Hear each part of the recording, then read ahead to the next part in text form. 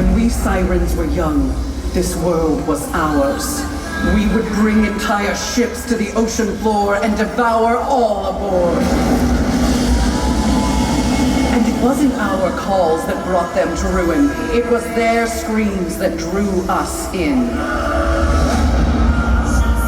We ate, gorged ourselves on the weakness of men, and then we slept. We have remained below the water's edge, letting you grow and become plump and content with the world. And now that we have returned to feast, what have we found?